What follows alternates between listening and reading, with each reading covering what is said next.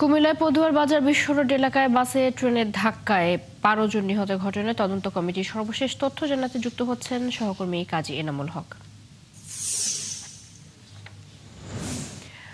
এনামুল, তদন্ত কমিটি তদন্ত কাজ শুরু করেছে কিনা, তাদের কাছে নতুন কোনো তথ্য জানতে পেরেছেন কিনা, ঘটনা কেন ঘটলো এ বিষয়ে নতুন কোনো তথ্য আছে কিনা, সব মিলিয়ে আমাদেরকে জানাবেন।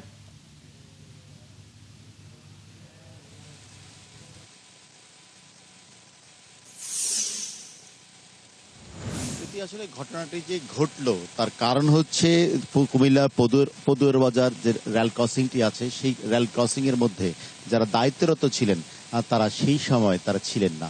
কিন্তু তারা শুধুমাত্র সেই সময়টি না, এখন পর্যন্ত এই রেল ক্রসিং এর মধ্যে 6 জন কাজ করেন।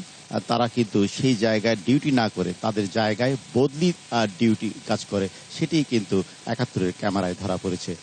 বিগত কুমিল্লা রেলের 172 কিলোমিটার রেল সড়কে 116টি এমন অবৈধ রেল ক্রসিং রয়েছে। শিয়া বাটার ও ভিটামিন সমৃদ্ধ লিলি বিউটি সোপ, তারুণ্যময় উজ্জ্বল ত্বকের জন্য। শুধুমাত্র পদুয়ার বাজার নয়, কুমিল্লায় 116টি রেল ক্রসিং রয়েছে।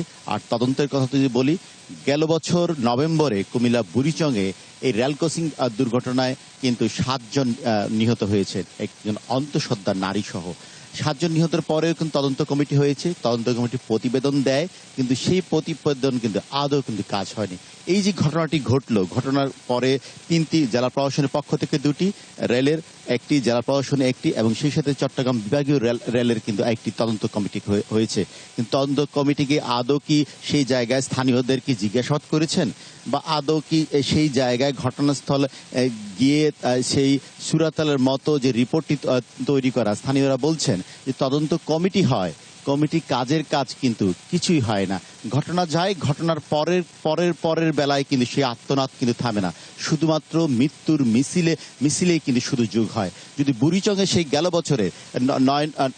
গেল বছরের যে নভেম্বরে যে ঘটনাটি ঘটেছিল, 7 জন নিহত হয়েছিল, তারপরেও কিন্তু তদন্ত কমিটি হয়েছিল, কিন্তু তদন্ত কমিটির পরও কিন্তু আজ পর্যন্ত সেই মরণ ফাঁদ কিন্তু এখনো বন্ধ হয়নি। কুমিল্লা 172 কিলোমিটারের মধ্যে 116টি কিন্তু এমনই মরণ ফাঁদ রয়েছে। কিন্তু পদুয়ার বাজার বিশ্ব রোড এলাকায় যে জায়গায় ঢাকা চট্টগ্রাম মহাসড়কের মতো জায়গায় প্রতিনিয়ত যানবাহন চলে, সেই জায়গায় 6 জন যে কাজ করেন তাদেরকে কিন্তু ফোন করে, ট্রেন যখন আসে তখন তাদেরকে ফোন করা হয় ট্রেন আসছে। যিনি ফোন করলেন তিনি কি তাদেরকে পেয়েছেন? কি তার কি এখনো শাস্তি হয়েছে? সাধারণ মানুষ হতে শুরু করে ঈদ আবহাওয়ার মধ্যে যে এই দুর্ঘটনা ঘটলো, নিহতের পরিবার এবং আহতের স্বজনরা, সেই সাথে কুমিল্লাবাসী কিন্তু চায় এই ঘটনার সুষ্ঠু তদন্ত করে যারা দোষী তাদেরকে যেন বিচারের আওতা আনা হয়। সেই সাথে এই যে মরণ ফাঁদ কুমিল্লার পদুয়ার বাজার বিশ্ব রোড, সেটিকে আধুনিকায়ন করে ডিজিটালাইজেশন করা হয়। ইতিমধ্যে কিন্তু মন্ত্রী মহোদয় বলেছেন যে আমাদের প্রধানমন্ত্রী তারেক রহমান বলেছেন যে কুমিল্লার এই পদুয়ার বাজার বিশ্ব রোড সহ রেলের আধুনিকায়ন করার মধ্য দিয়ে একটি ডিজিটালাইজেশন করা হবে।